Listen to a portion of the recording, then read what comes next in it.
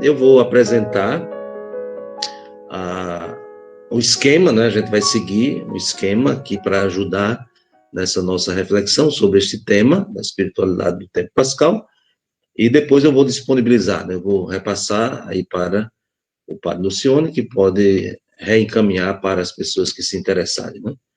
Aí eu digo assim porque às vezes as pessoas têm vontade de copiar, né? Aí, à medida que vão copiando, aí perdem o raciocínio, né, da explicação. Então, a gente poderia ficar mais tranquilo, quem, né, pretende fazer alguma anotação, depois o padre Lucione se encarrega de repassar, né? Pois bem, então, vamos aqui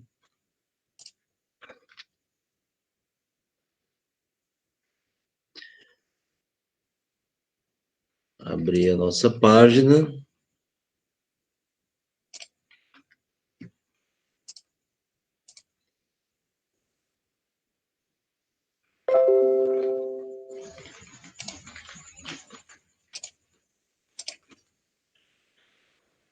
Pois bem, então eu gostaria só que o Padre Luciano pudesse dar um retorno se a tela apareceu, porque aqui aparece para mim, eu não sei se aparece para todo mundo, só para a gente Apareceu, André, continuar, está né? na tela, apareceu sim, viu? Está na tela inicial Pronto, já. tá bom. Tá ótimo. Então, vamos lá, né? Então, como nós sabemos, assim, o tema que a gente vai tentar aqui apresentar, compartilhar alguma reflexão, é sobre a espiritualidade do tempo pascal. Então, quando nós falamos, né, do tempo pascal, naturalmente, nós precisamos considerar o ano litúrgico, né? O tempo da Páscoa está inserido na dinâmica de um horizonte mais amplo, que é o que nós chamamos o ano litúrgico. E a igreja tem por missão comemorar a obra salvadora de seu divino esposo em determinados dias no decurso de cada ano.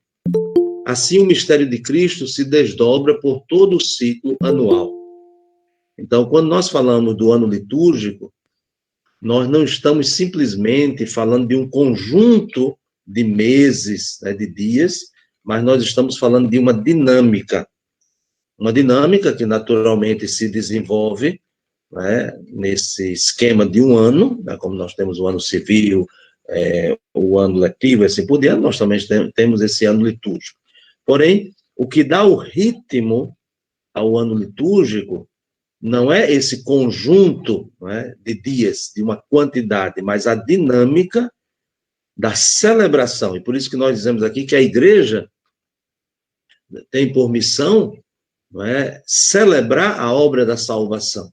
E essa celebração da obra da salvação, ela acontece dentro de uma dinâmica que favoreça a assimilação. Então, por isso que nós temos um ano, nós temos apenas um momento ou um dia, né, dada a complexidade e a densidade daquilo que nós celebramos. Relembrando os mistérios da redenção, a igreja coloca os fiéis em contato com a riqueza das virtudes e méritos de seu Senhor, que se torna, de certa maneira, presente a todos os tempos e lhes abre o acesso à plenitude da graça da salvação. Então, por que nós celebramos, né? Por que nós realizamos a liturgia? Não é simplesmente um conjunto de ritos, mas a liturgia é uma grande ajuda para que nós, de fato, façamos a experiência, como dizíamos no começo, a experiência do amor de Deus que nos salva. Então, essa é a grande finalidade da liturgia cristã, né, da liturgia católica, é fazer a experiência do amor de Deus. E esse amor de Deus se manifesta concretamente na obra salvadora. Aí nós poderíamos perguntar, não é, qual a razão de um ano litúrgico? Assim, eu até iria dizer no início, mas agora digo, nós temos aqui, vamos dizer assim, uma sala muito enriquecida, né? Porque temos aqui uma diversidade, né, de pessoas, né, os padres que já tiveram a oportunidade de fazer o curso de teologia, né, que já sabem muito de liturgia, também, certamente, leigos que já tiveram a oportunidade de aprofundar alguns conteúdos da fé, da pastoral, enfim, e inclusive da liturgia. Pode ser que também haja pessoas, né, que participam da igreja, né, que fazem a experiência, né, da oração litúrgica, mas talvez não tenham, assim, mais sistematizado o tema. Então, eu peço até desculpa, né, às pessoas que já são bem introduzidas no tema, que têm um pouco de paciência, porque eu estou aqui considerando a pluralidade, a diversidade da participação aqui na nossa sala. Então, muita coisa pode ser tão já óbvia e conhecida, mas aí a gente tem paciência com aqueles que ainda não tiveram a oportunidade de ouvir falar sobre isso. Então, por isso que a gente coloca, mas qual a razão de um ano litúrgico? São Tomás de Aquino diz que no memorial eucarístico está contido todo o bem espiritual da igreja, isto é, o próprio Cristo, a nossa Páscoa. Então, o memorial eucarístico, a celebração da missa. Então, a cada dia que a igreja celebra a Eucaristia, não falta nada. Independente se é durante a semana, ou se é no domingo, se é durante o tempo comum, ou durante um tempo mais festivo, mas o memorial eucarístico já contém todo o bem espiritual da igreja. Se a realidade salvífica, como nós acabamos de dizer, já é totalmente, ou já é total, já está presente plenamente em cada Eucaristia, e, naturalmente, como já falamos, ela é celebrada a cada dia, por que então um ano litúrgico? Porque essa organização, né, de vários tempos, né, com suas peculiaridades, com aquilo que é próprio de um tempo, de uma celebração e assim por diante. Então, nós diríamos que há duas razões, né, que motivam a elaboração, né, e a vivência, sobretudo, do ano litúrgico. Nós diríamos que há uma razão pedagógica, de método, de didática, mas também, e sobretudo, há uma razão teológica. Então, vamos ver a razão pedagógica. Todos nós compreendemos, né, que a pedagogia é um conjunto de métodos, de recursos, que tem como finalidade conduzir para algum lugar. Né? Pedagogia, né? Pedagogo, né? Aquele que conduz. Então, o que seria esta razão pedagógica em relação à necessidade de um ano litúrgico? Então, a razão pedagógica, nós poderíamos dizer, em nossa limitada capacidade psicológica, não podemos perceber e penetrar toda a sua infinita riqueza com um só olhar. Então, nós diríamos, a razão pedagógica de celebrarmos os mistérios da salvação durante um ano litúrgico, durante tempos litúrgicos, é para socorrer, poderíamos assim dizer, de uma forma dramática, para socorrer a nossa limitação. Então, nós não conseguimos, né, alcançar tudo. Basta quando temos a experiência da visão. Quando você olha, mesmo que a sua perspectiva e a sua abrangência, né, de visão seja ampla, você não consegue ver tudo. Por isso que você precisa fazer algum movimento, né? Você precisa girar a sua cabeça, né, para que haja uma captação ainda maior, uma amplitude maior. Você não vê tudo de uma vez. Então, portanto, é para socorrer essa nossa limitação de alcançar, não é, essa infinita riqueza, né, do mistério que nós celebramos, assim, de uma forma rápida e instantânea, né? Então, por ordem pedagógica, nós precisamos de tempo para isso. A Igreja, sob a inspiração do Espírito Santo, foi explicitando os diversos momentos e aspectos do insondável e incomensurável mistério. Então, quando nós pensamos, né, por exemplo, na nossa experiência cristã católica, 2000 anos, né, 2000 anos que a Igreja celebra, faz a memória dos acontecimentos salvíficos. Mas nós não podemos pensar que a liturgia que nós temos hoje, com toda a sua riqueza, com todo o seu desdobramento, ela é a mesma como expressão do início do milênio passado, né, ou do século passado, de forma nenhuma, né, há um crescimento, há um desenvolvimento. Por quê? Porque nós temos essa limitação. Então, a gente poderia dar o exemplo. Hoje nós temos um ano litúrgico, né, com as diversas celebrações, com os diversos tempos. Mas a comunidade cristã primitiva, né, que celebrava a Eucaristia, né, a Eucaristia, como nós lembramos aqui o pensamento de São Tomás, já contém tudo. E o que é que se celebrava na Eucaristia? O núcleo dessa celebração, que é o núcleo também do querigma, do anúncio, é Jesus morto e ressuscitado. Então, nós não podemos pensar que o Natal é a primeira celebração da liturgia cristã, de forma nenhuma. O Natal como celebração, não como acontecimento, né? Naturalmente não precisa dizer isso, mas o Natal como celebração vem séculos depois. Como o próprio Evangelho não é escrito em primeiro lugar para relatar os acontecimentos do Natal.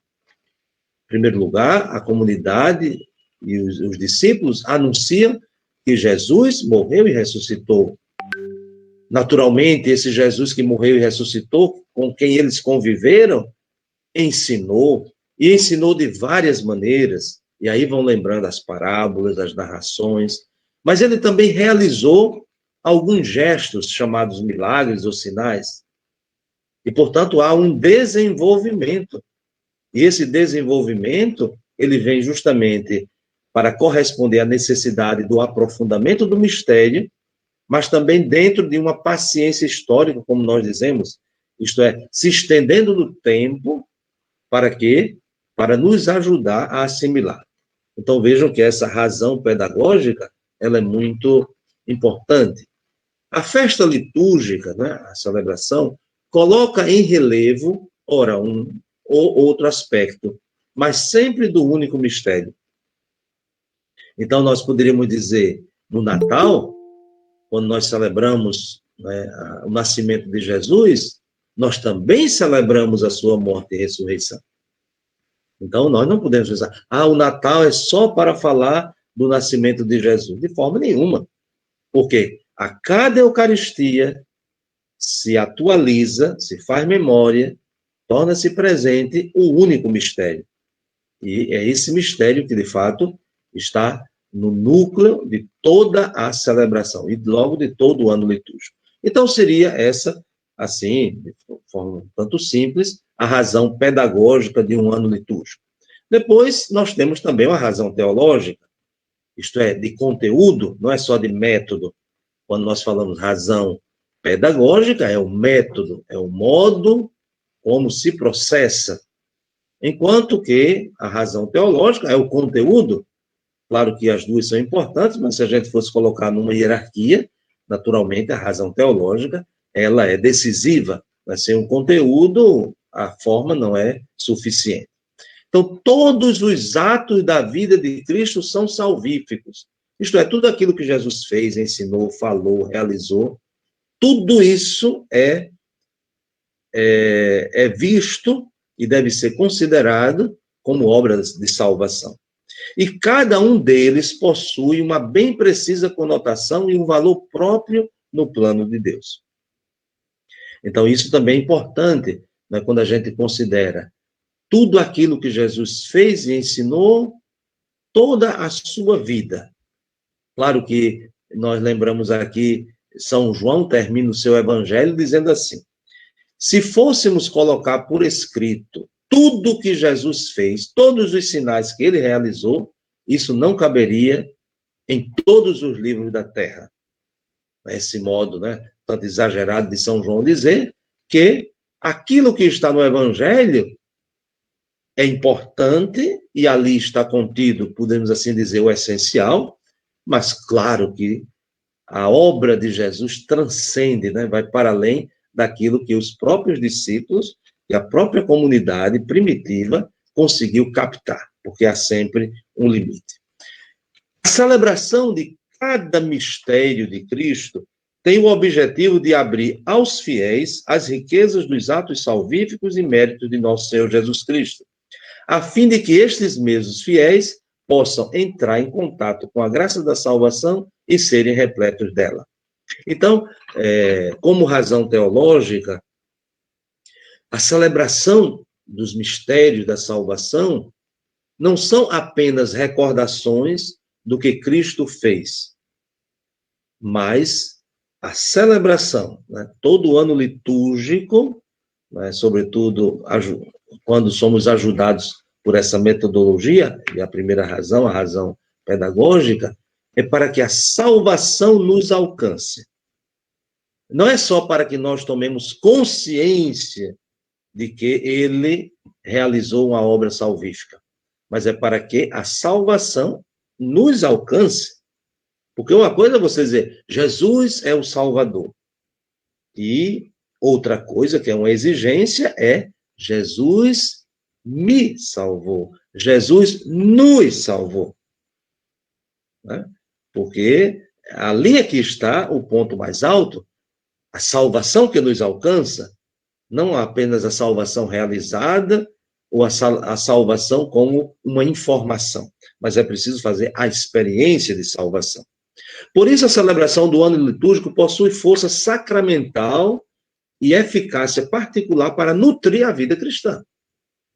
Então, nós não estamos só realizando, como já foi dito, um conjunto de ritos, mas nós estamos mergulhando e sendo envolvidos por essa graça da salvação, que transforma a nossa vida, que produz em nós efeitos. E, de novo, não é simplesmente uma informação que nós temos, mas nós temos uma formação.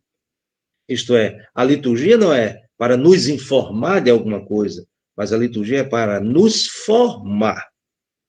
E por isso que nós dizemos, né, que a liturgia é a grande ajuda, né, a graça de Deus, que tem essa força sacramental, no nosso caminho de conversão, no nosso caminho de mudança de vida.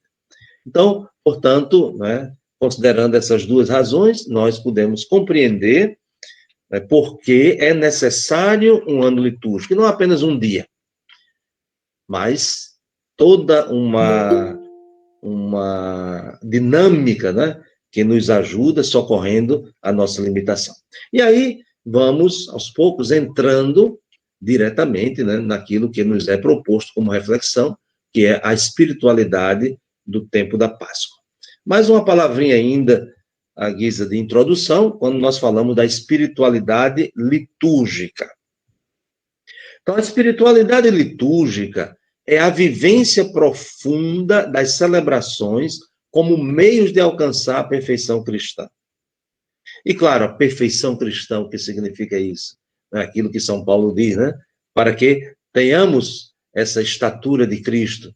Isto é, para que nós cresçamos em todas as dimensões da nossa vida. E, portanto, a espiritualidade, aquilo que nos move, né, e que, portanto, se torna vivência, e vivência profunda, deve nos fazer crescer. Então, é uma característica da espiritualidade litúrgica, nos ajudar nesse crescimento, né, para alcançarmos a estatura de Cristo. A espiritualidade litúrgica não se limita ao momento celebrativo.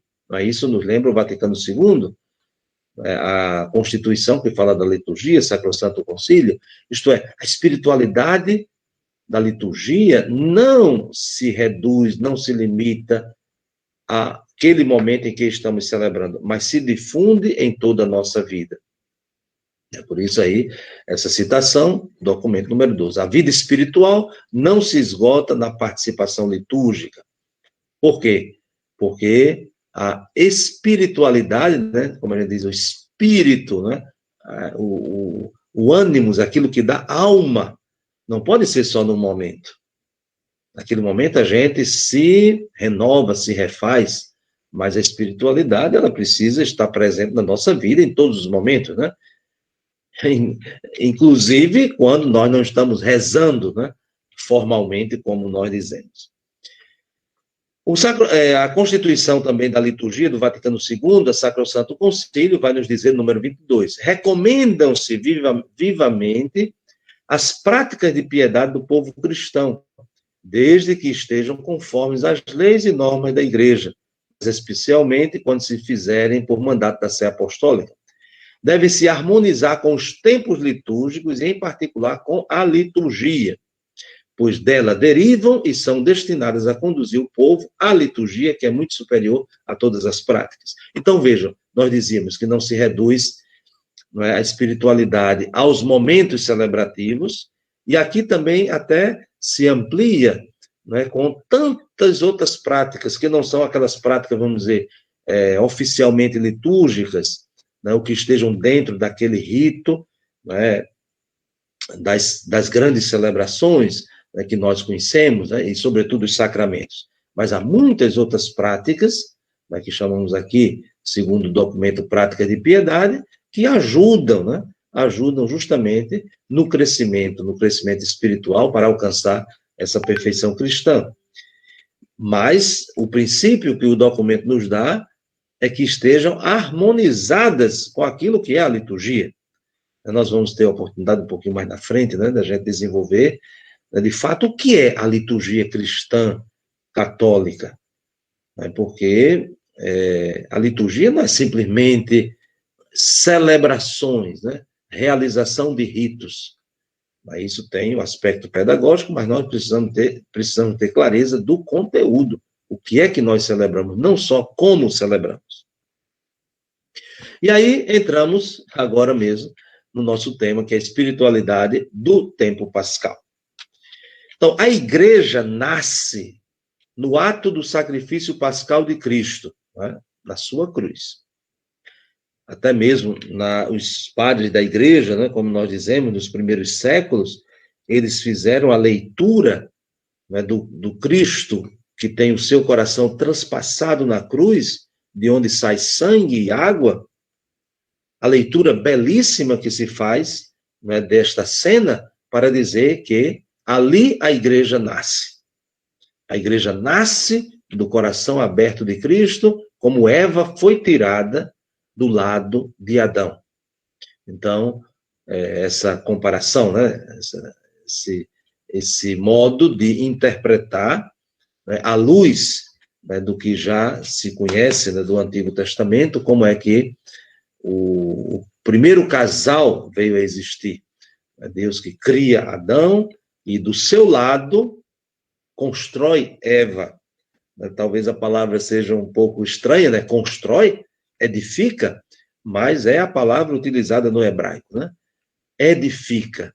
Por isso que Jesus, no capítulo 16, né, do Evangelho de São Mateus, capítulo 16, versículo 18, vai dizer: tu és Pedro, e sobre esta pedra edificarei a minha igreja. Né? Edificarei. Portanto, lá no livro do Gênesis, a palavra, o verbo também utilizado, é que Deus edificou, né, da costela de Adão a sua auxiliar, Eva. Então, vejam como esse olhar profundo, né, que é um olhar espiritual, evidentemente espiritual não significa contrário ou em oposição ao histórico real, mas uma dimensão mais profunda. Então, a igreja nasce do sacrifício pascal de Cristo, né, como lembramos, como Eva nasce quando Adão adormeceu e foi tirada do seu lado, assim quando Cristo morre na cruz, quando ele adormece, ele, o novo Adão, tendo o coração transpassado, ali nasce a sua esposa, isto é, nasce a nova Eva, nasce a igreja. E a igreja tem duas grandes fontes para a sua vitalidade, que é o batismo. Então, não se faz parte da igreja sem o batismo, e a Eucaristia. Ninguém vive na igreja sem a Eucaristia. Tanto que nós temos as famosas expressões, né? A igreja vive da Eucaristia, assim por diante. Então, sangue e água que jorraram do lado aberto do novo Adão. Mas são os rios que irrigam a igreja, como a irrigação do sangue, né, no corpo, também a irrigação do rio na terra para que ela produza, nós também temos na igreja. Então, essas duas fontes que irrigam a igreja para que ela tenha vida, que é o batismo e a Eucaristia. E o batismo e a Eucaristia são mandatos de Jesus. Se a gente, claro, a gente não pode aqui abrir o Evangelho, né, e ler tudo, mas a gente pode recordar. Foram duas coisas que Jesus constituiu como mandatos seus. Fazer isto em memória de mim, a Eucaristia. E ide por todo o mundo, pregai o Evangelho a toda criatura e batizai. Então, o batismo, né, simbolizado na água, que sai do seu lado aberto, e a Eucaristia, simbolizada no sangue, que sai do seu lado. Por que nós estamos insistindo nisso? Porque sem esta consciência é impossível ser cristão, é impossível celebrar a liturgia, é impossível seguir o próprio Jesus. Então vejam que, de fato, a igreja nasce deste ato salvífico de Jesus, que é o seu sacrifício pascal. Mas somente depois de 50 dias da ressurreição é que o Espírito Santo é dado à primeira comunidade cristã reunida. Então, nós temos de novo essa necessidade pedagógica para assimilar esse grande mistério. Então, entre a ressurreição e o Pentecostes, Jesus educa os apóstolos que devem corresponder à sua vocação de testemunhas do ressuscitado. Então, quando nós abrimos os Atos dos Apóstolos, no primeiro capítulo, diz que por 40 dias Jesus apareceu aos discípulos para ensinar, para recordar. Depois tem a ascensão e a promessa de que virá sobre vós a força do alto, que é o Espírito Santo, para, assim, completar, tudo aquilo que Jesus fez para que eles se tornem verdadeiramente testemunhas do ressuscitado. Então, estamos aí falando da espiritualidade do tempo pascal. Então, a espiritualidade do tempo pascal é justamente fazer essa experiência de educar-se na fé para assumir a missão. Então, esse período de 50 dias, que nós celebramos com tanto júbilo a ressurreição do Senhor, tem eficácia. Por isso que eu dizia, não tem só informação. Não é só parar na liturgia a gente dizer, Jesus ressuscitou, que alegria. Não, não é só para isso. Mas é para fazer a experiência de que essa ressurreição de Jesus nos alcança, como alcançou os discípulos. Os discípulos de medrosos, ali trancados numa casa, e tudo isso, dia de Pentecostes, saíram da casa, e saíram da casa com muita coragem, até coragem para morrer. Então, isso significa o quê? Significa que eles foram alcançados pela ressurreição de Cristo. Eles não ficaram só falando da ressurreição, mas eles eram o testemunho que, de fato, Jesus ressuscitou. Os 50 dias, nesse período, que é o que nós estamos falando sobre a espiritualidade, são celebrados no júbilo e na alegria como um único dia de festa, o grande domingo. Então, vejam que tem essa totalidade que se condensa como se fosse um único momento, mas há essa necessidade do desdobramento por causa da nossa limitação de alcançar, assim, de forma imediata, este mistério. Então, nós temos uma espécie de esquema mistagógico do tempo da Páscoa.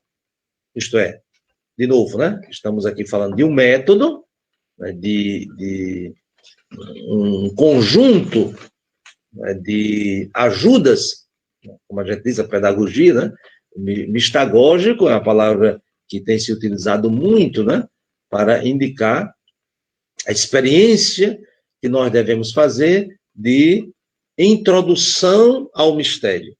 Então, mistagógico, agô significa conduzir para o mistério, então conduzir para dentro do mistério e ser envolvido por ele. Então, vamos ver aqui como se esquematiza esse processo, né, esse caminho, que está ali como o próprio conteúdo da vivência da Páscoa. Então, se é tempo pascal, esse tempo pascal é o desdobramento daquilo que foi condensado no tríduo pascal. Né? Até tem a pergunta, né? O tríduo pascal, ele é da quaresma? Ele é da Semana Santa? Ele é da Páscoa, né? Tem, as pessoas ficam perguntando assim, né? Mas o que é que nós temos, né? Nós temos a quaresma, 40 dias, e essa quaresma, ela chega até a quinta-feira santa, ou melhor dizendo, até a celebração da ceia do Senhor exclusiva. O que é que a gente quer dizer com isso? Até o momento em que não se celebrou ainda a ceia do Senhor, na quinta-feira, nós estamos no tempo da quaresma. Quando celebramos a ceia do Senhor, então nós entramos no tríduo pascal.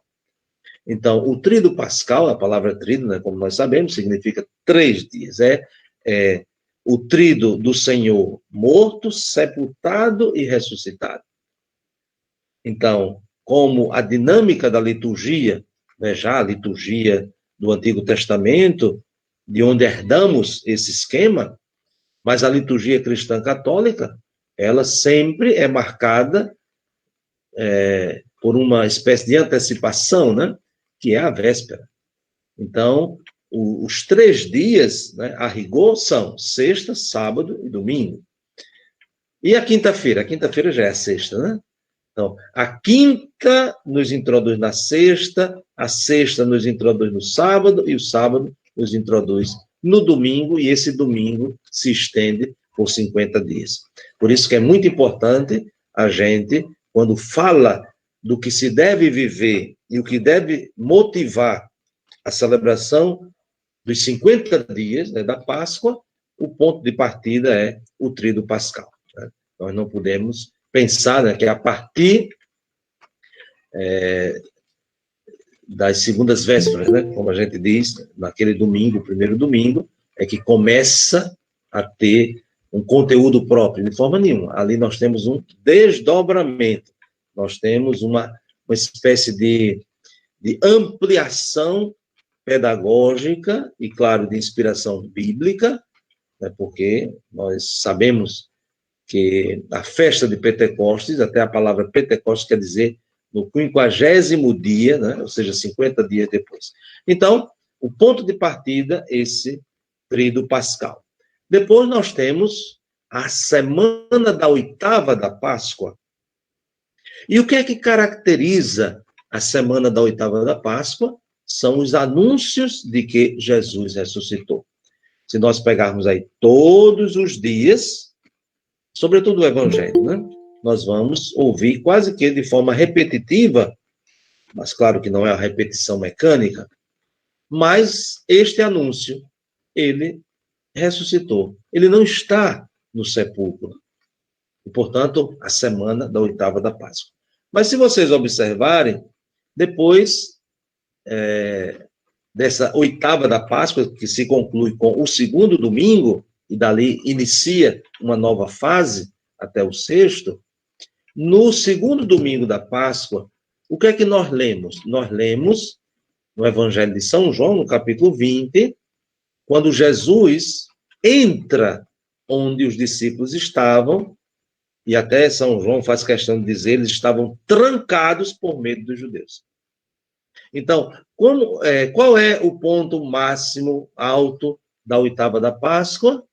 A primeira, né, o primeiro domingo, começa a grande proclamação de que Jesus ressuscitou.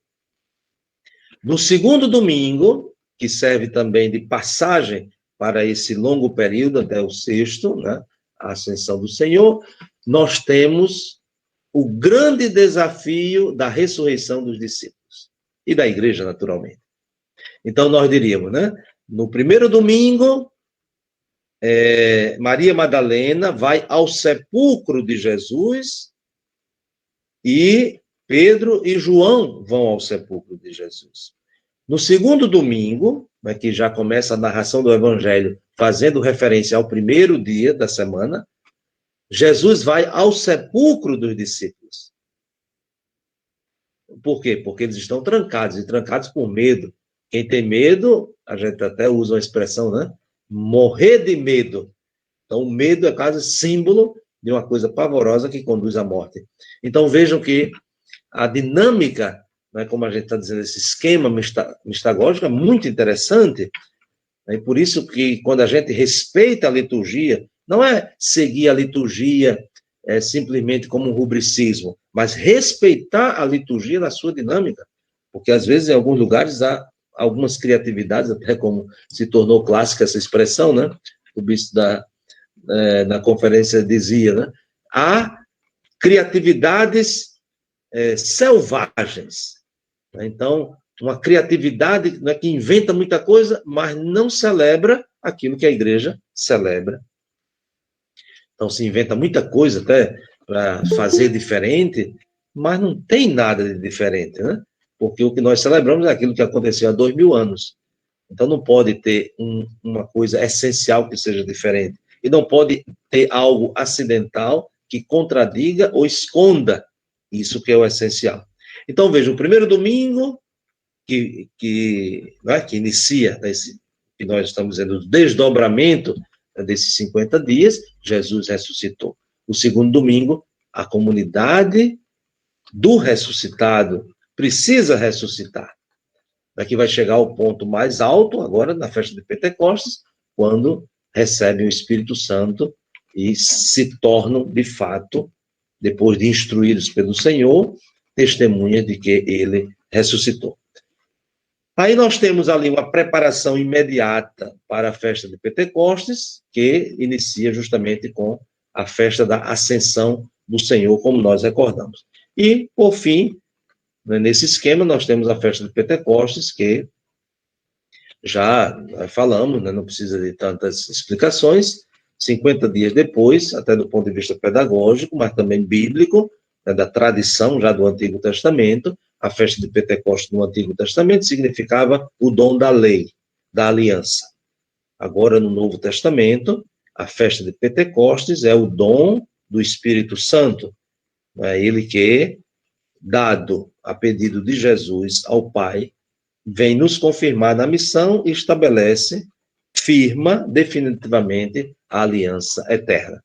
Então, essa festa de Pentecostes. Se nós observarmos, a dinâmica da liturgia, ela deve ser, né, conhecida, respeitada, porque ela tem uma finalidade. Qual é a finalidade? A finalidade é nos introduzir na dimensão mais profunda desse mistério pascal. Por isso que tem uma didática, né? A gente também vai recordar um pouco essa didática quando tomarmos aqui como um exemplo do tríduo pascal, né? Aquilo que é o centro, que é a vigília pascal. A gente vai dizer alguma coisa sobre isso. Então, quando nós falamos, né, do mistério pascal de Cristo, a perspectiva de apresentação é sempre bíblico-teológica. Ou seja, a liturgia, ela não existe em si, no sentido que ela está desvinculada de uma outra dimensão também importante, que é a revelação. Então, o que é que nós celebramos? Nós celebramos aquilo que a revelação nos apresenta, aquilo que nós conhecemos pela revelação, né? E, portanto, nós temos a Sagrada Escritura, nós temos a reflexão teológica, né, que dá uma consistência, né? A consistência da liturgia. Porque senão a liturgia pode se tornar de atos de inspiração folclórica. Né? Folclórica é aquilo que é expressão cultural de um povo, de um grupo, né, que nasce daquele grupo, né, que se expressa naquele grupo. Mas a liturgia não nasce em nós. De forma nenhuma. A liturgia não é o que nós fazemos. A liturgia é o que Deus faz em nós e por nós. E isso se manifesta concretamente em nós. E quando nós atuamos na liturgia, nós atuamos porque o Espírito age em nós e age na comunidade que celebra. Por isso que nós dizemos, né, o próprio ministro ordenado, ele age na pessoa de Cristo, ou seja, é Cristo que está realizando a liturgia. Essa é a perspectiva de fé. Se a gente não acreditar nisso, então a gente vai cair em muitos erros que estão muito presentes hoje, sobretudo os das vaidades. Quando alguém, até um ministro ordenado, pensa que a liturgia é dele e, portanto, ele pode fazer o que ele quer, do jeito que ele quer, para aparecer só ele, não Cristo. Por quê? Porque vai dizer a partir das capacidades que ele tem. Mas aquilo que para nós, né, é dom, é capacidade, é qualidade, tem que estar a serviço de Cristo que age. Jamais tomarmos o lugar de Cristo, mas Cristo nos assume para que, de fato, a sua obra, ela se atualize. Por isso que essa perspectiva bíblico-teológica é fundamental para compreender a celebração do mistério pascal, porque senão se torna, como a gente dizia, né, cai nesse grande perigo, a liturgia se tornar apenas expressão de criatividade e de folclore, que um grupo, né, com toda boa vontade, muitas vezes elabora. Pois bem, as festas, né, aqui nessa perspectiva que nós estamos apresentando, sempre da revelação, né, da Sagrada Escritura e do ensinamento da igreja. As festas e os tempos litúrgicos não são aniversários dos fatos da vida histórica de Jesus. Não é? Então, nós não estamos, assim, relembrando o que passou. Aniversário significa isso, né? O que passou. Então, o que passou há quanto tempo? Nós não estamos celebrando o que passou. Nós estamos atualizando e, portanto, não é coisa que ficou no passado para chegar até nós apenas uma lembrança, mas se atualiza. Todas as vezes que comerdes deste pão, todas as vezes que beberdes deste cálice, estás anunciando a morte de Cristo até a sua vinda. Essa é a experiência da comunidade cristã. Então, não é simplesmente um aniversário, né? Recordar uma coisa do passado, que ficou no passado, que chegou aqui somente a lembrança. Não são aniversários da vida histórica de Jesus, mas presença em mistério. Isto é, na ação ritual e em todos os sinais litúrgicos. Então, se faz presente, não se faz apenas uma recordação, não é apenas um lembrar de alguma coisa que aconteceu, né? Como a gente no aniversário lembra. A gente lembra que há 14 anos nasceu, há 20 anos nasceu, há 50 anos nasceu. Nós diríamos, hoje nasce, né? Porque se torna presente este acontecimento. E por isso que eu digo, né?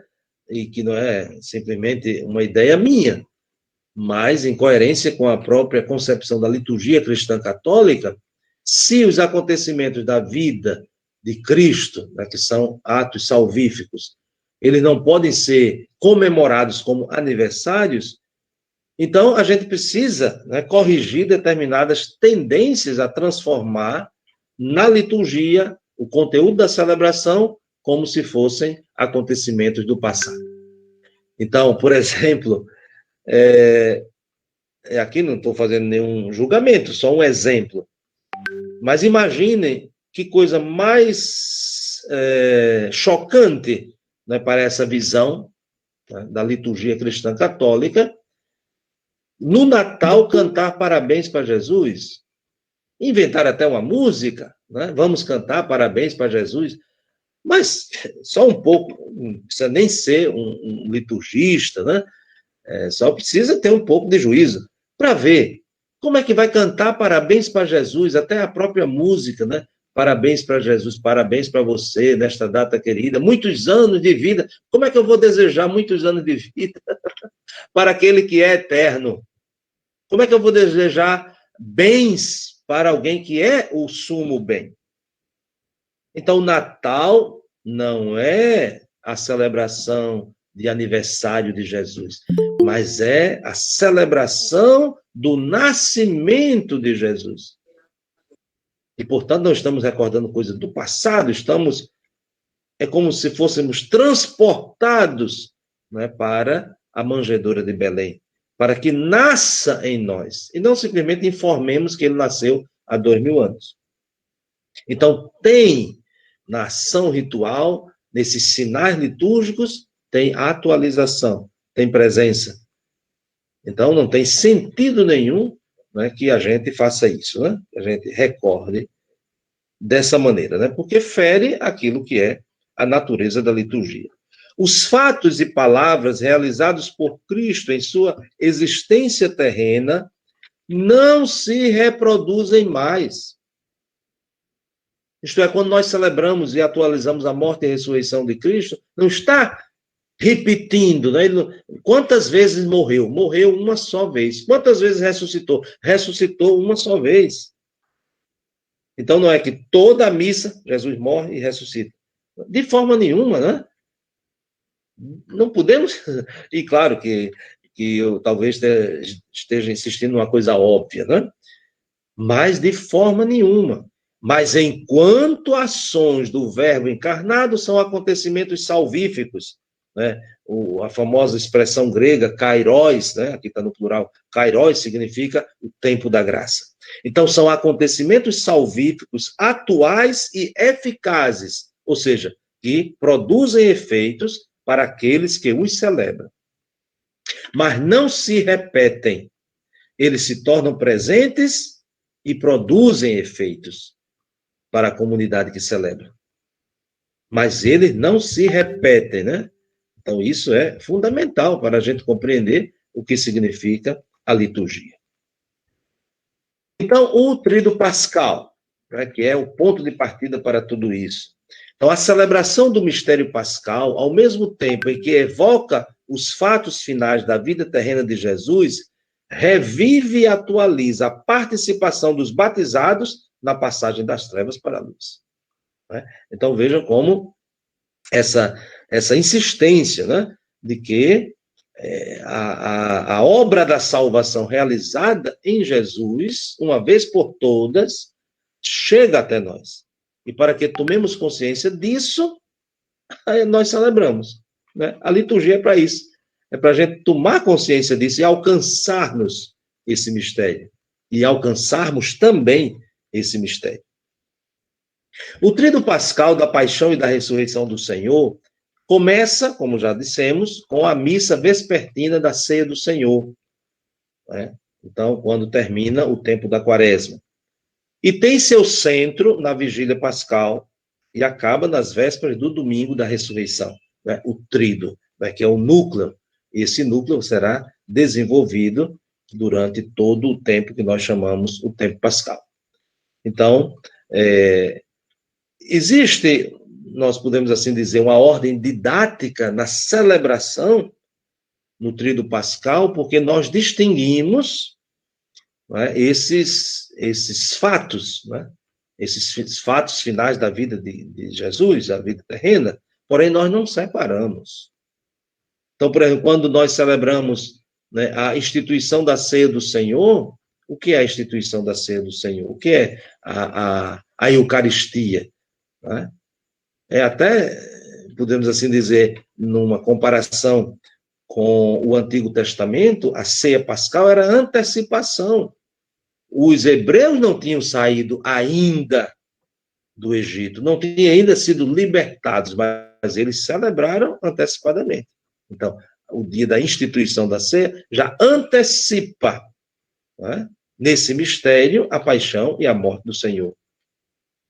Depois, quando nós celebramos a Vigília Pascal, a sua ressurreição, mas só ressuscita porque morreu, e, portanto, a ligação com isso.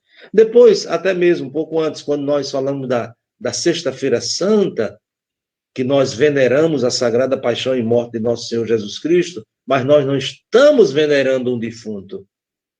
Mesmo que as expressões, não é, litúrgicas, os símbolos que nós utilizamos, né, ressaltem esse fato da morte, nós não estamos no enterro, nós não estamos no cemitério, nós não estamos num velório, nós estamos numa veneração deste acontecimento. Para dali tirar muitas lições e para que aquele fato nos alcance, seja eficaz. E mesmo na Sexta-feira Santa, nós não dizemos que Jesus está morto, nós dizemos que ele morreu. Por quê? Porque até na Sexta-feira Santa, mesmo sem celebrar a Eucaristia, nós recebemos a comunhão. Né? A última parte da celebração da paixão e morte de nosso Senhor Jesus Cristo é anúncio pascal de ressurreição. Eis o Cordeiro de Deus que tira o pecado do mundo, ou seja, Jesus ressuscitado, mas isso na ordem didática, essa separação, essa distinção, como a gente dizia no início, para nos ajudar, né? É didática, é pedagógica. E, portanto, é esse, né, o núcleo que se desenvolve, como nós já falamos. Então, quando nós falamos do Memorial da Páscoa, né, nós vamos distinguir agora, né, aquilo que é o centro do Tríduo Pascal, sem esquecer dos outros fatos. Então, celebrar a Páscoa, fundamentalmente, significa celebrar o rito eucarístico. E devemos considerar quatro Páscoas da história da salvação. Porque, quando nós dizemos Páscoa, aí nós recordamos a Páscoa antiga, a libertação do povo do Egito, e a Páscoa da nova aliança, que é a morte e ressurreição de Jesus. E como é possível falar em quatro Páscoas? Porque, às vezes, a gente esquece, né, de que, de fato, essas duas, a Páscoa da passagem, né, do Egito para a Terra Prometida e da morte e a ressurreição, elas são nucleares. Mas elas têm também uma relação muito estreita com outras Páscoas. E a primeira Páscoa, na verdade, e aí podem conferir no capítulo 12 do livro do Êxodo, é a Páscoa do Senhor, não é a Páscoa dos hebreus. Por isso que quando nós lemos, né, até uma das leituras que não se pode omitir na celebração da Vigília Pascal, é justamente a narração do Êxodo. E o que é que se diz? Se diz que naquela noite será a Páscoa do Senhor. A passagem salvífica do Senhor na noite da saída do Egito. Então, é impossível pensar na Páscoa dos hebreus, ou seja, a passagem dos hebreus, se não tivesse acontecido a Páscoa do Senhor. Quem faz o povo passar da escravidão para a libertação não é Moisés. Quem faz o povo passar é o Senhor que passa. É o Senhor que passa, é Ele o primeiro a passar. E essa palavra, passar, né, a Páscoa, como a gente geralmente traduz passagem, na verdade, etimologicamente, né, em hebraico, significa pular. É o pulo. O que significa esse pulo? É saltar. Porque se diz que naquela noite o anjo do Senhor iria entrar na casa dos egípcios para matar os primogênitos.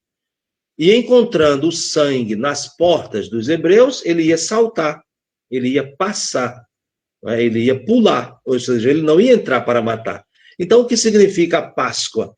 É o pulo de Deus, o salto de Deus para livrar da morte. Então, a primeira Páscoa é essa passagem do Senhor. É Ele que passa para nos livrar da morte. Aí a consequência dessa passagem é a Páscoa dos judeus. A Páscoa que será a imolação do memorial, ou como nós dizemos, aquela memória objetiva realizada com o rito da ceia, que até mesmo é a antecipação do acontecimento. Como foi também para Jesus. Jesus, ao instituir a Eucaristia, o memorial da sua Páscoa, na quinta-feira ainda não tinha morrido e ressuscitado. Mas ali, naquela celebração, então, esse acontecimento, ele é antecipado. Né? antecipado para se tornar memorial. Então, a segunda Páscoa é a Páscoa dos hebreus, né? A Páscoa dos judeus, porque depois se torna o conteúdo da celebração, né? O rito da ceia. A terceira Páscoa, que é a primeira do Novo Testamento, é a Páscoa de Jesus, ou seja, a passagem de Jesus entre nós, a sua imolação sobre a cruz, a passagem deste mundo para o Pai, ele mesmo diz, né, como está lá no capítulo 13 do Evangelho de João, antes da festa da Páscoa, sabendo Jesus que chegara a sua hora de passar deste mundo para o Pai, tendo amado os seus que estavam no mundo, amou-os até o fim, enquanto ceavam, e aí vem toda a narração do lava-pés. Então, vejam que essa Páscoa de Jesus não é só o momento pontual, não é, que ele ressuscita, esse é o ponto máximo, mas a passagem de Jesus.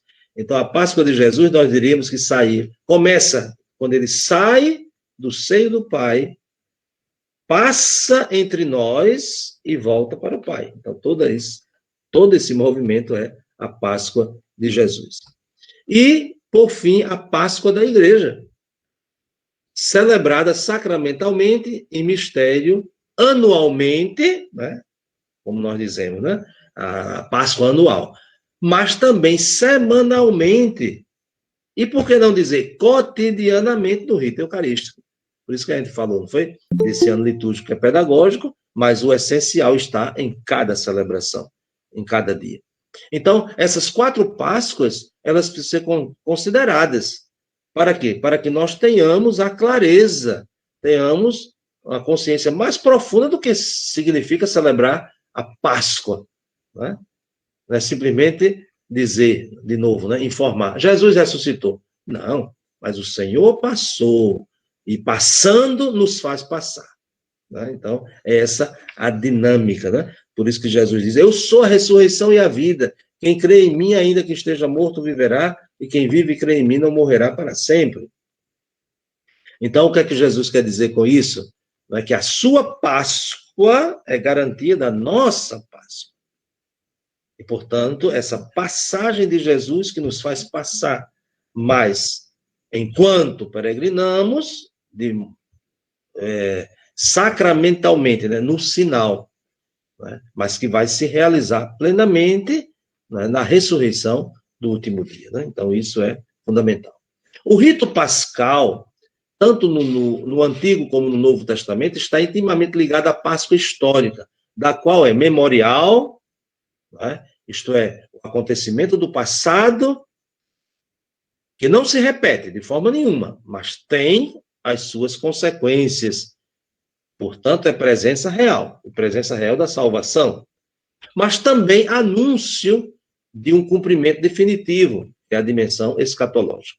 Então, são, vamos dizer, essas 3 dimensões, 3 aspectos, né, que nós não podemos esquecer quando falamos da celebração da Páscoa, né? Sempre relacionando essas 4 Páscoas, mas sempre também destacando esses 3 aspectos de memorial. É por isso que na primeira Páscoa, Deus passa e isso marca profundamente a história do povo e, portanto, se faz lembrança disso, se atualiza isso e assim por diante. Falamos daquelas 4 Páscoas, agora vamos falar dos 4 momentos da Vigília Pascal, da liturgia da Vigília Pascal, né, que é o centro do Tríduo Pascal e que será desenvolvida em todo o tempo dos 50 dias e, portanto, vamos dizer, é o conteúdo fundamental da espiritualidade do tempo pascal, né, a vivência disso. Né? Então, nós temos 4 momentos. Santo Agostinho chama, né, como a gente sabe, que a Vigília Pascal é a mãe da liturgia da Igreja, é a mãe de todas as vigílias. E, portanto, se é a mãe, né, nós temos que vivenciar bem essa liturgia para que todas as outras sejam coerentes. Não é que em todas as outras aconteçam, né, aquilo que é apresentado de forma no esquema didático. Né, porque nós não temos em toda a celebração da liturgia, até da missa, nós não temos o rito do fogo, mas nós temos em cima do altar velas acesas.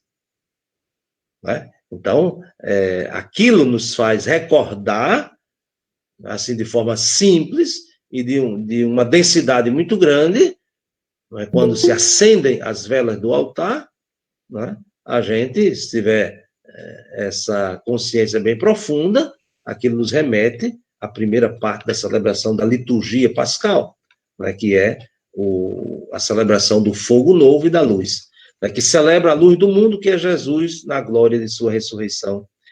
E aqui 2 aspectos fundamentais: o fogo, a luz, que nos coloca no início de tudo. Gênesis, capítulo 1, tanto que na vigília pascal, né, a segunda parte, que é a liturgia da palavra, uma das leituras é justamente a criação. Então, como é que tudo começa? Começa com a luz. Faça-se a luz, e a luz foi feita. Então, no Antigo Testamento, tudo começa com a luz. Na aliança definitiva, tudo começa com a vinda da luz a esta terra. Não é? E a luz brilhou nas trevas, e as trevas quiseram apagar a luz, né? Esse combate. Jesus diz: eu sou a luz do mundo, quem me segue não andará nas trevas, mas terá a luz da vida. E, portanto, esse primeiro momento não é só cronológico, não é só porque começa a liturgia com ele, aí é o primeiro. Não, é porque é o fundamento. Porque está no fundamento de tudo. O início de tudo é a luz, né? A luz que é o próprio Deus, né? Isso é uma metáfora, uma comparação, né? E esse Deus é que se encarna, portanto, a luz no Círio Pascal, que representa o Cristo ressuscitado. Mas esta luz, né? Como é que esta luz ilumina? Aí vem a celebração da palavra. Tua palavra é luz para os meus passos, né? Já se fala isso, né? A luz, né?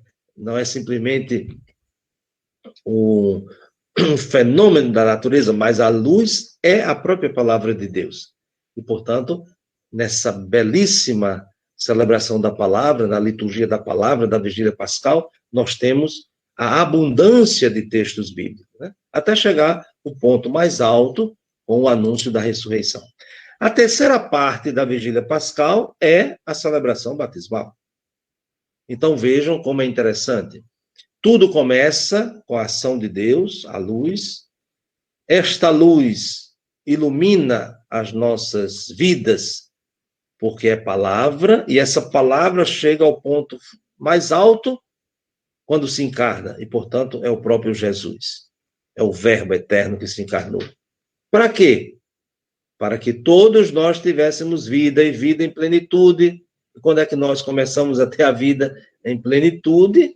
Né, como germe de eternidade, vida eterna, quando recebemos a graça do batismo. Então, vejam que a terceira parte do rito, né, da vigília pascal é a realização daquilo que as 2 primeiras partes anunciam, que Deus é luz e a luz é vida. E essa vida nos chega com a graça do batismo. E, portanto, nós nascemos. Por isso que, nesta noite da vigília pascal, de modo especial, se celebram os batismos, sobretudo de adultos, mas também faz parte deste rito a renovação das promessas batismais. Então, mesmo que não haja batismo, há a renovação das promessas batismais. Então, há aqueles que nascem na vigília pascal e há aqueles que renovam o seu compromisso de cuidar da vida que receberam, isto é, de viver como batizados. Então, esse quarto momento também é importante. E o terceiro, e esse quarto momento, que é a liturgia eucarística. Então, nós dizemos, quem nasce precisa se alimentar para não morrer. Então, renascidos no batismo, renovando a consciência de que somos batizados, agora nos alimentamos do pão e do vinho, transformado no corpo e sangue de Cristo. Então, é o ponto alto da celebração da vigília pascal, Eucaristia, essa ação de graças por excelência, celebração da nova Páscoa de Cristo, participada pela Igreja. A vida que nasce no batismo é animada pelo Espírito e alimenta-se na mesa do Cordeiro Pascal. Então, vejam como essa liturgia da vigília pascal, como nós já falamos, né, é a mãe da liturgia da Igreja. Se a gente perder de vista isso, então corre um grande risco de transformar a liturgia naquilo que ela não é, obra nossa, mas é obra de Deus em nosso favor. O conteúdo litúrgico e teológico da Páscoa é de caráter comemorativo, você fazer memória, né, tornar presente. Nela a comunidade recorda e revive. Recordar é a nossa capacidade da lembrança, toca o nosso aspecto racional, mas não é só isso. Não é só informação, é reviver. E se revive o evento salvífico da morte e ressurreição de Cristo. E revive esse mistério em clima de expectativa da Páscoa eterna. Cristo é a nossa Páscoa, como diz o próprio São Paulo. E concluindo, né? Graças a Deus, como era previsto, né? Às 9 horas, a gente ter um espaço aí para conversar. Este é o momento em que nasceu a verdadeira Eucaristia, isto é, a Páscoa. Por isso o mistério da noite pascal culmina na Eucaristia, que já não oferece Jesus sozinho, mas em companhia de sua eclésia, né? Da sua igreja, da sua comunidade. Ela entra com ele em sua Eucaristia. Por isso que nós acendemos as nossas velas no Círio Pascal. Isto é, não é só o Cristo sozinho, né, que ressuscita, mas nós somos chamados a ressuscitar com Cristo.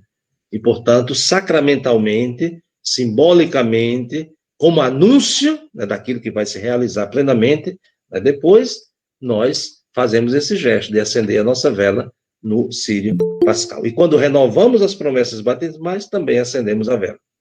Então a igreja entra com o Senhor na sua Eucaristia. E essa Eucaristia inaugura a grande festa de Pentecostes, dos 50 dias nos quais a igreja, libertada, dá graças ininterruptas ao Pai com seu Filho Jesus. Então, vejam como a celebração, né, da Vigília Pascal, de fato, nos dá, né, toda a motivação, né, para a gente poder desenvolver e vivenciar bem os 50 dias e não correr o risco de transformar o tempo pascal em ocasião de inventar muita coisa, porque isso já é muita coisa para a gente vivenciar. Pois bem, então, como apresentação, né, como a gente previa, pelas 9 horas, eu termino para a gente entrar nessa segunda fase, onde, se houver alguma questão, a gente poder conversar. Obrigado. Abrimos agora o nosso chat para as perguntas e a participação de quem está participando dessa live informativa sobre a espiritualidade do tempo pascal, uma atividade do Pilar do Pão, liturgia e espiritualidade. Vamos aqui. A Mali Santos, foi tudo bem falado, explicado, tão claro, gostei, demais. Estamos também recolhendo as perguntas pelo Facebook, porque estamos por lá também ao vivo, temos muitas participações, graças a Deus. Vamos aguardar aqui, Padre Lucione e Dom André, a participação aqui do povo.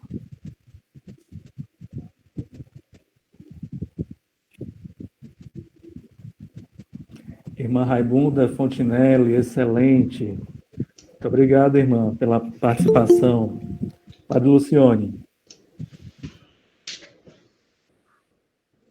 Dom André, eu creio que foi tão acessível as suas palavras, né, que foi de fácil absorção e creio que deixou muito mais claro essa caminhada que a gente sempre faz e, ao mesmo tempo, atualiza, né? Você falou muito dessa questão da atualização do mistério que celebra-se hoje, que se atualiza a cada Eucaristia. Eu creio que esse nosso momento formativo, ele realmente faz com que a gente possa atualizar, né? O senhor começou falando que tem um bocado aqui de gente que estudou teologia, estudou liturgia, mas às vezes falta essa atualização, né? E isso é que faz com que a gente possa caminhar um pouco mais nessa dimensão. Mas temos aqui algumas perguntas que estão fazendo. Roberto, Pois é. fazer. Chegou a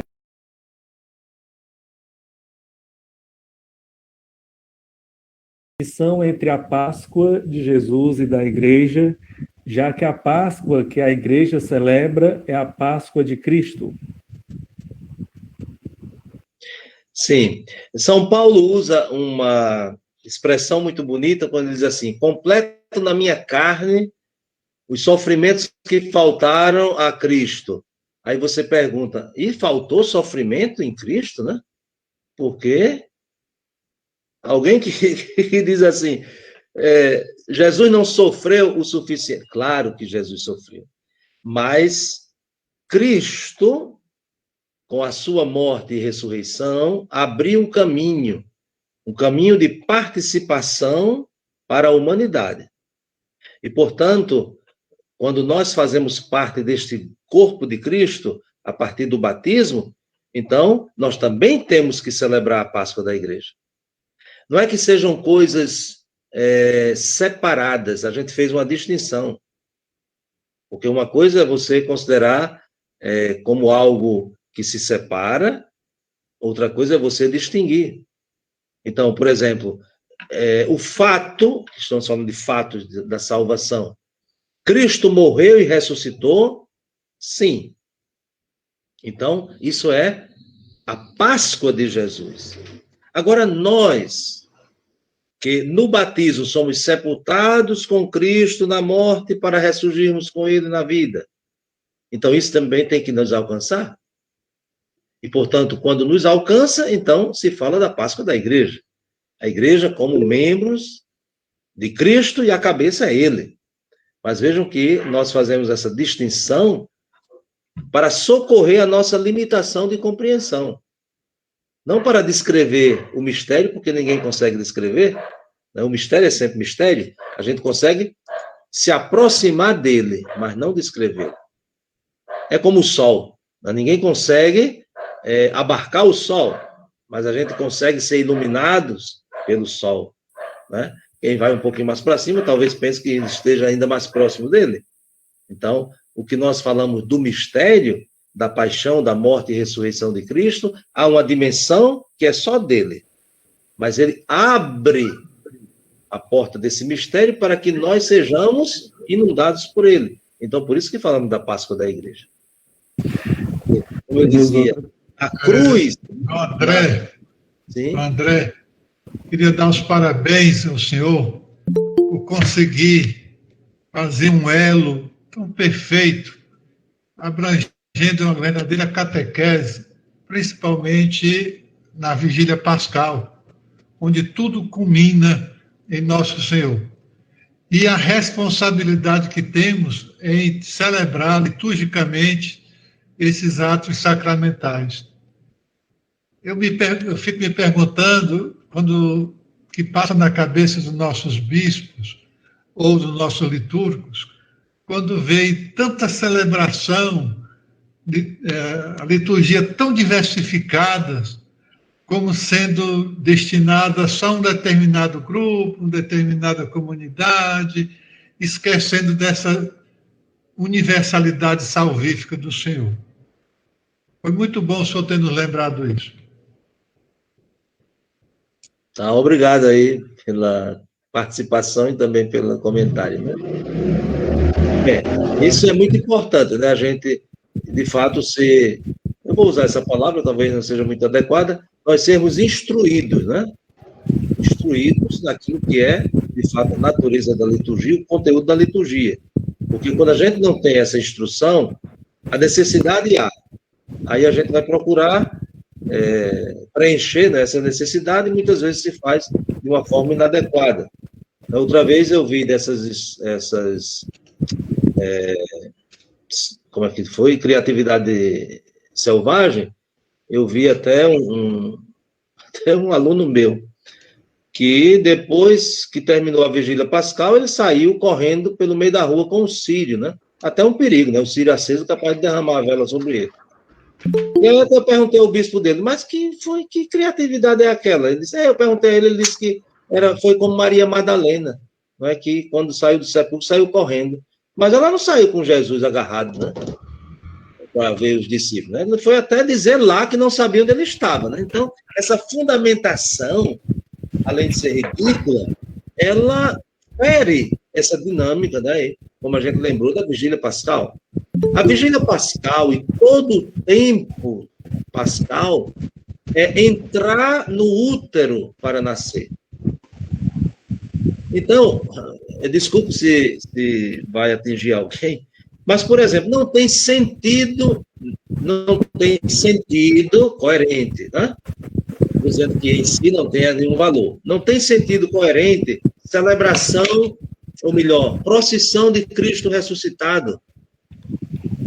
Por que não tem sentido? Porque toda a vigília pascal foi entrando na igreja, para permanecer na igreja até Pentecostes. Porque a igreja escancar as portas é em Pentecostes. Não é na noite da vigília pascal. Então, se eu fiz tudo isso, nós começamos a missa fora da igreja. Entramos na igreja tudo apagado para fazer a experiência da luz que inunda. Fomos iluminados pela palavra. Nascemos alimentados. Precisamos ser nutridos. E depois desses 50 dias, com a força do Espírito Santo, então se abre essas portas para ir para fora, para a missão. Então, como é que você faz uma procissão do Cristo ressuscitado no dia da vigília pascal, acabou de entrar na igreja? Ou seja, nem esquentou o lugar, já está saindo no meio da rua correndo. Ou seja, do ponto de vista litúrgico, não é coerente. Aí alguém pode dizer, não, mas é tão bonito, é tão... Sim, um defunto bem enfeitado também fica bonito, isso não quer dizer nada. Não é aspecto estético. Liturgia tem a dimensão da beleza. Mas a beleza da liturgia, ela só é verdadeira se for coerente. Se a beleza da liturgia for esteticismo, é um desastre. Por quê? Porque inverteu as coisas. Então, a beleza não está, porque fizemos isso. Não estou aqui nem falando da boa vontade. Eu só estou dizendo que a liturgia tem uma coerência, porque ela parte da natureza. Ela tem uma natureza que independe de mim, independe do Papa, independe do bispo, independe do padre, entendeu? Somos servidores. Então, vocês imaginem nessa dinâmica. E vejam como nós fazemos quando abençoamos a água. A liturgia nos orienta a colocar o círio, mergulhar o círio dentro da água. Para dizer o quê? A fecundação. Né? O Cristo que fecunda a água do batismo. Né? Não é a água que dá a vida nova. Não. Isso é animismo. Não é a água que dá a vida nova. Mas é a graça de Cristo que, através daquele símbolo, nos chega. Então, porque botou água, teve a vida nova? Não, aquela água foi fecundada. Então, o círio, né, que entra na água, né, que coloca 3 vezes, justamente com esse significado. Então, se a gente não tem essa fidelidade, aí começa a inventar outras coisas. Isso confunde muitas pessoas. Né? Então, se eu sou chamado, né, a sair do externo para entrar numa dimensão mais profunda, na vigília pascal, e assim, de uma hora para outra, eu saio desembestado pelo meio da rua, com um carro de som, gritando, aleluia, vai para cá, não sei o quê, acordando o povo. Qual é o sentido disso? Fica folclórico, porque os discípulos só saíram de casa depois de Pentecostes, né? Esse negócio de gritar no meio da rua, na vigília pascal, pode ser muita precipitação, né? Desculpa aí, né, se ferir a sensibilidade de alguém, mas acontece. Dom, temos mais algumas perguntas aqui, chegando no nosso chat. Tem uma pergunta aqui do amigo que está acompanhando, Francisco Eduardo. Ele pergunta, diante da proposta apresentada no Vaticano II sobre a participação ativa dos fiéis na liturgia, como podemos entender a participação nossa no Tríduo Pascal, de maneira que possamos levar para a vida? Eu acho que essa resposta também vai contemplar a pergunta do Adelino Melo. Diante do tempo que estamos vivendo, com o distanciamento da igreja, eventos como este, nos ajuda a vencer este momento. Mas também tem outra pergunta, Dom, que é sobre a relação da celebração dos Santos Óleos com as celebrações do Tríduo Pascal. Tá bem. Bom, essas perguntas daria mais uma noite de conversa, né? Mas vamos dizer aqui um pouquinho rápido, né? Então, quando a Constituição Dogmática, né, nos fala de uma participação ativa, não é, consciente e tudo isso, se gerou uma certa confusão em alguns lugares, que se interpretou ativa como ativismo. É como tem que fazer, né? Então, por exemplo, uma celebração participativa e uma participação ativa é onde você divide um monte de coisa para que todo mundo, pelo menos, pegue uma beirinha para fazer alguma coisa. Não é isso. Né? De forma nenhuma. Participação ativa é sintonizar com aquilo que está acontecendo. E o que nós vemos, muitas vezes, né? Até, infelizmente, mas sem nenhum julgamento, que as nossas equipes de liturgia, quantas vezes são as que têm mais dificuldades para participar de um ato litúrgico? Porque estão muito ocupadas com coisas para fazer. Basta ver os nossos cerimoniários. Você vai para uma ordenação e você pergunta, mas esse rapaz está rezando?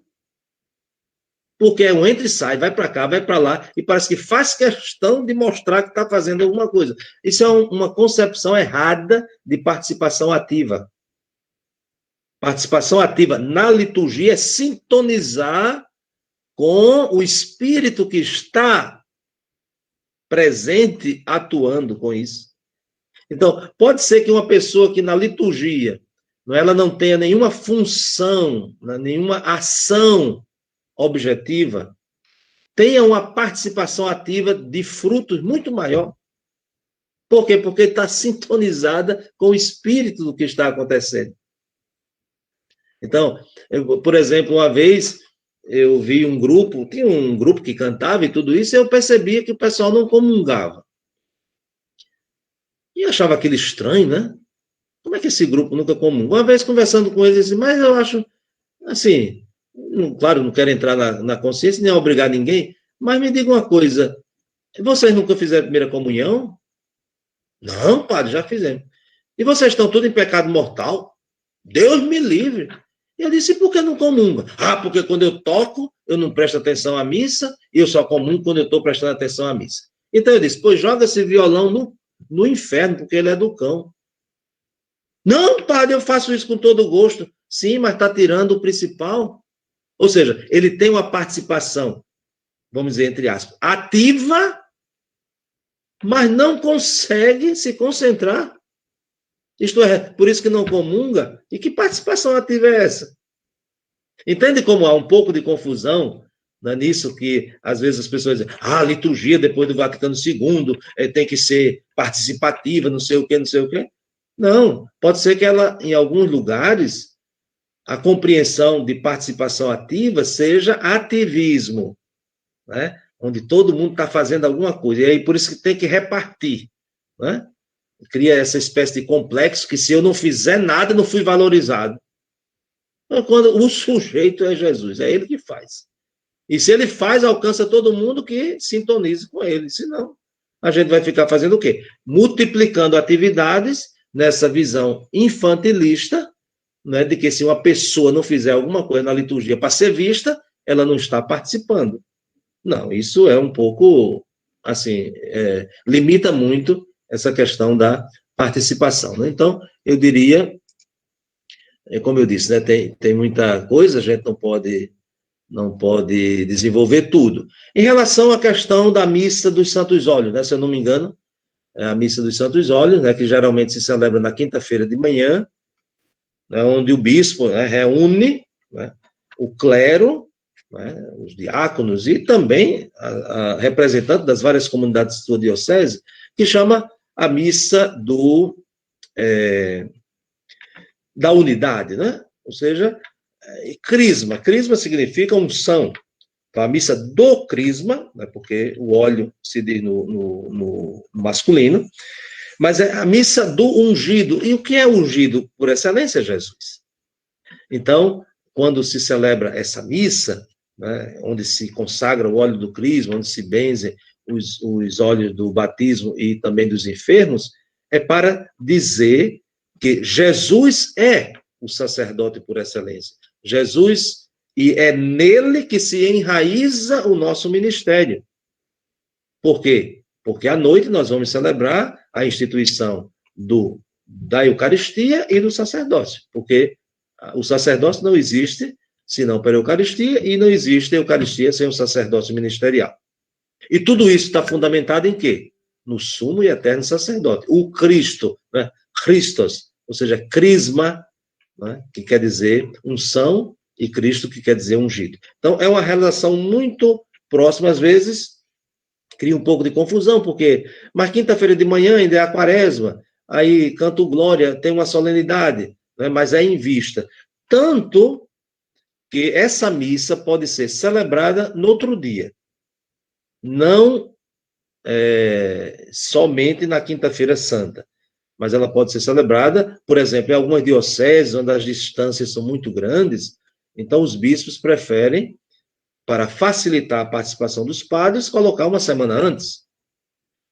Porque, sei lá, você imagina uma distância de 400 quilômetros, né, para um padre chegar para essa missa e depois voltar tendo celebrações, né, à noite e assim por diante. Então, por uma questão de praticidade, também pode ser colocada, celebrada no outro dia. Agora, nesse tempo de pandemia, né, com todas essas restrições, né, muitas dioceses celebraram o ano passado, inclusive a nossa aqui, num dia que não era, né, esse dia tradicional. Por quê? Porque mesmo tendo essa relação muito estreita, sobretudo com a celebração do Tríduo Pascal, mas a celebração também tem em si um valor, né, e, portanto, o mais importante é o que se celebra do que quando mesmo se celebra. Eu não sei assim se deu para responder a contento, mas de qualquer forma, né, é isso aí. Dom, tem muitas perguntas aqui chegando no nosso chat. Vamos aqui mais algumas perguntas que estão chegando. A pergunta do Padre Marcos Uchoa: como na prática seria a vivência cristã fora do rito enquanto neófitos no tempo da mistagogia? Isso é um curso, né? Então, eu acho que eu diria uma fraqueza, não sei disso aí, é que a gente, às vezes,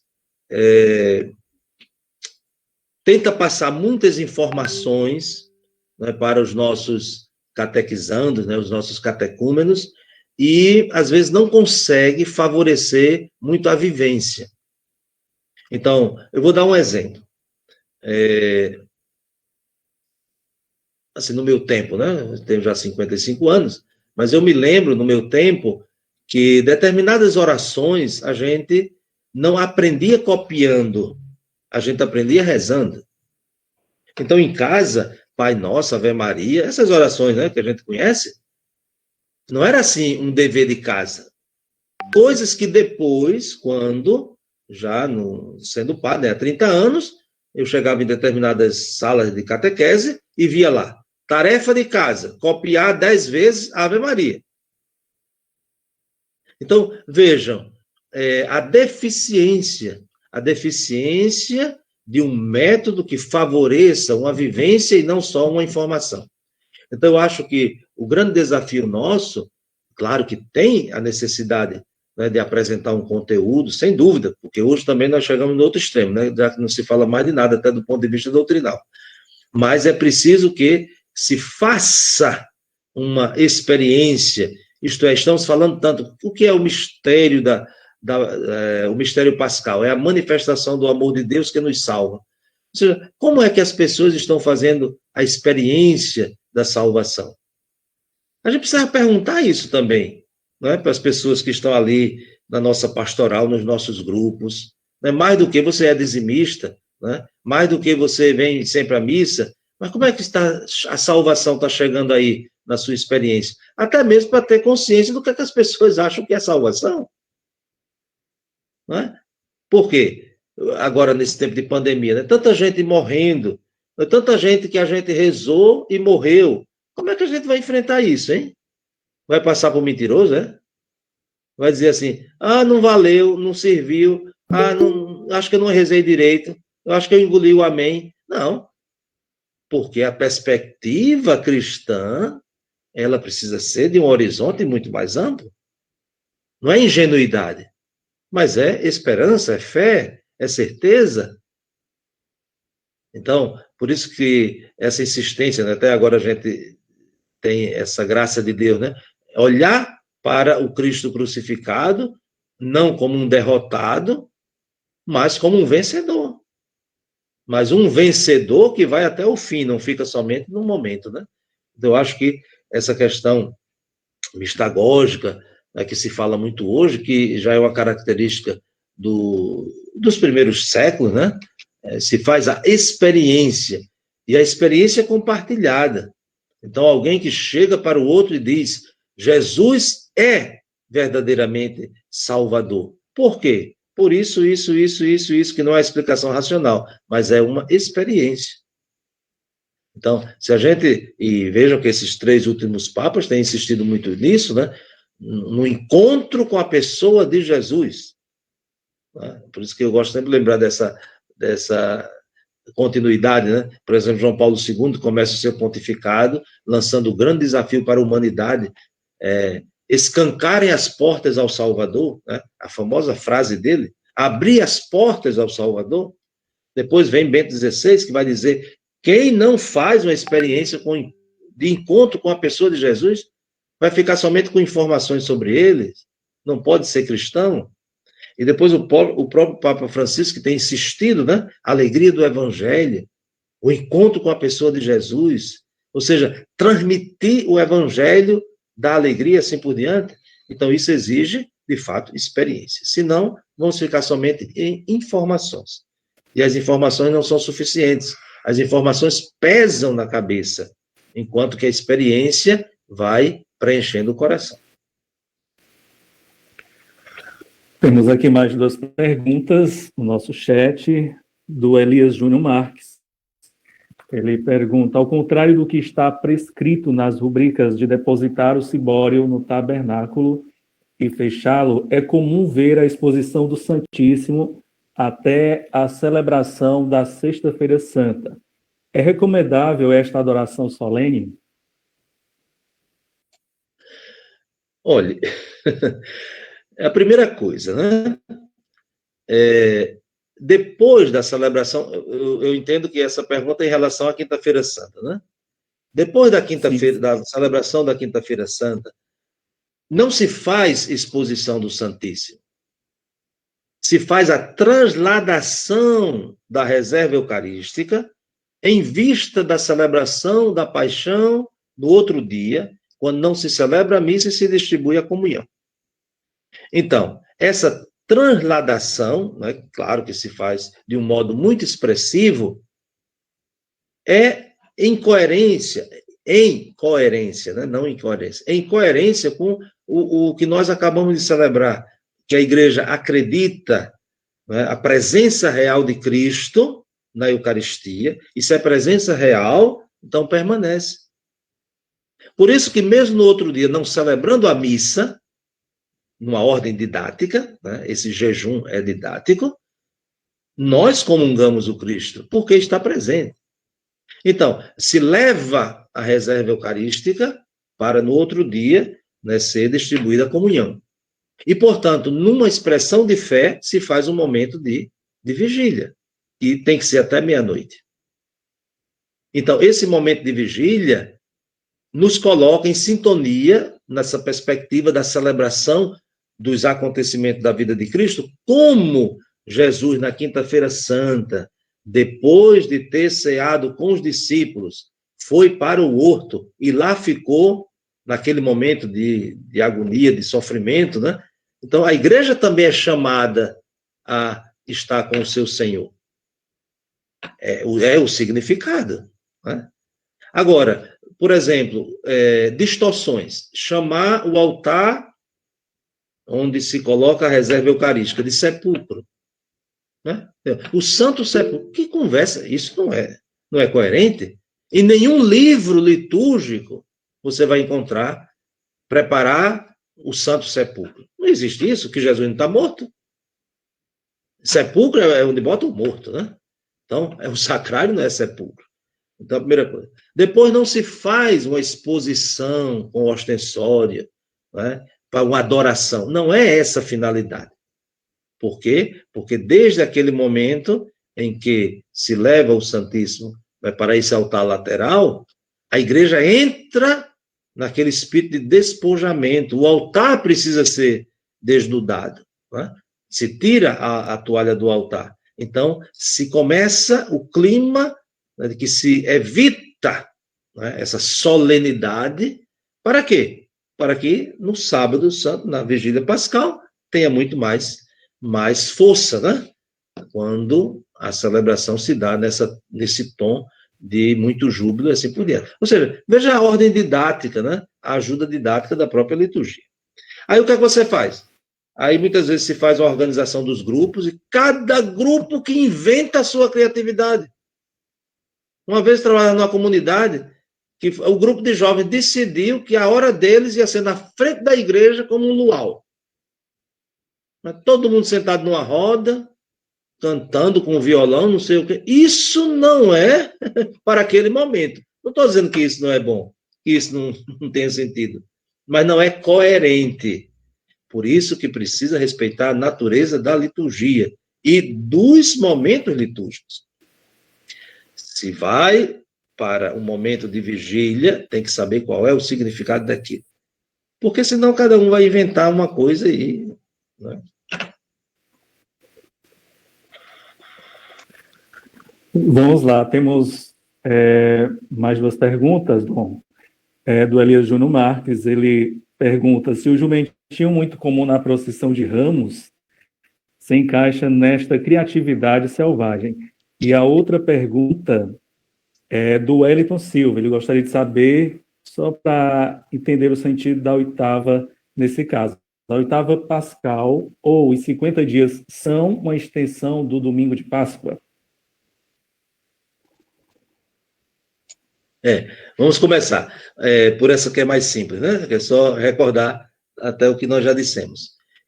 Os 50 dias, né, que nós chamamos o tempo pascal, até na linguagem da patrística e tudo isso, é como se fosse o grande domingo, é um único dia. Né? Ou seja, de novo, né, a gente insiste isso, parece muito repetitivo, tem uma ordem didática para nos ajudar a assimilar o que nós estamos celebrando. Mas é como se fosse um único dia, né? Um único dia. O grande dia da celebração da Páscoa, né? Que nós celebramos também todos os dias, mesmo sem ser tempo da Páscoa, né? Mas aí muda alguns acidentes, né? De realce e assim por diante. Então, de fato, os 50 dias não são outra coisa senão esse prolongamento no tempo de um único mistério, né? Celebrado no júbilo do aleluia e assim por diante. Voltando aí à questão do jumentinho, né? Eu acho que existe um equívoco, né? O equívoco é transformar liturgia em teatro. São duas linguagens diferentes. Liturgia não é teatro. Teatro é faz de conta. Por exemplo, você apresenta uma cena no teatro, não está apresentando uma realidade, você está fazendo uma representação até mesmo de uma realidade. Enquanto que liturgia você não está representando, você está realizando. E, portanto, essa confusão. Então, muitas vezes, se faz uma dramatização forçada dentro da liturgia. Isso cria muito problema, não é? Muito problema. Porque quando você diz assim, não, mas Jesus não entrou em Jerusalém, né? Em cima do jumentinho, não sei o quê, toda essa conversa. Sim. Mas Jesus também fez tantas outras coisas que a gente não faz. Então, não é o fato em si de Jesus ter feito que agora a gente vai fazer. A gente tem que saber qual é o significado disso. Por que Jesus entrou em Jerusalém, ali naquele jumentinho? Ou seja, é um gesto que só ele fez. E não instituiu. Jesus não instituiu a entrada do jumentinho. Não instituiu. Jesus nem instituiu o lava-pés. Tanto que o lava-pés não é obrigatório. É recomendado, mas não é obrigatório. Você não na Quinta-feira Santa, porque não há uma instituição do lava-pés. Há o mandamento do amor, representado naquele gesto do serviço. Mas a instituição, né, como um ritual, não, de forma nenhuma. Então, é uma falta de compreensão. Olha, eu lembro de um fato, quando eu era jovem, nós fazia parte de um grupo de jovens, e aí nós fizemos, com muita boa vontade, a dramatização durante a Semana Santa. E entrou tudo isso que foi falado, né? Jumentinho, tudo isso. Só que o padre disse, não, eu não vou no jumento, porque eu tenho medo. Então, colocou um dos integrantes do grupo, né? Mas era na procissão de Ramos. Então, veja, a mistura. Uma celebração litúrgica misturada com dramatização. Porque, na verdade, vamos dizer, se fosse fazer o padre estar representando Cristo, então deveria ser ele lá. Agora, vocês imaginem um padre trepado num jumento. Só pode ser jumento. Por quê? Porque vira folclórico. É folclórico. Me desculpe quem faz isso, mas é folclore. Não é? Porque não tem sentido. Você só chama atenção para você. Porque depois vira comédia, vira comentário, né? Ah, foi muito engraçado. Eu fiquei com tanto medo que o padre não caísse. Nada de espiritualidade. Por quê? Porque o foco não era a espiritualidade do Domingo de Ramos, mas a novidade, o padre trepado no jumento. Olha que coisa engraçada. Então vejam que não tem sentido, né? Eu digo, desculpe se fira a sensibilidade de alguém, mas é que tem que pensar no outro nível. Eu me lembro ainda que o padre, né, incentivava muito essa nossa participação teatral, e cada um tinha, cada rapaz era um apóstolo. E na Quinta-feira Santa, né, eu me lembro bem disso, ele colocou uma mesa um pouco mais baixa e ficamos ali. Ele lavou os pés, os nossos pés, né, eram os apóstolos. E na hora da comunhão, quando ele entregou a comunhão a Judas, Judas pegou a hóstia consagrada e jogou em cima do altar e saiu. Que as pobrezinhas das velhas quase morreram. Aí, e todo mundo ficou assim sem entender, e criou um escândalo, e o rapaz quase morreu. Por quê? Porque ele confundiu a celebração litúrgica com a dramatização. Porque ele, na cabeça dele, Judas, como pegou o pão, foi trair Jesus, jogou e saiu. Ou seja, ele dramatizou. Então, veja como é a confusão, não é? Então, pode fazer dramatização, que até do ponto de vista catequético, não sei o quê, não acho nenhum problema. Mas não misturar com a liturgia. Porque a liturgia tem uma outra linguagem. A dramatização tem linguagem simbólica? Tem. A liturgia tem linguagem simbólica? Tem. Mas a natureza não é a mesma. Ou seja, o que faz a liturgia ser liturgia não é o que faz o teatro ser teatro, que é a relação com a realidade. Então, tem muita confusão nisso, né? Essas criatividades, né? Até mesmo por meio da Bíblia, né? Tem muita coisa, mas vamos ficar por aqui, porque senão a gente não termina com os exemplos. Né?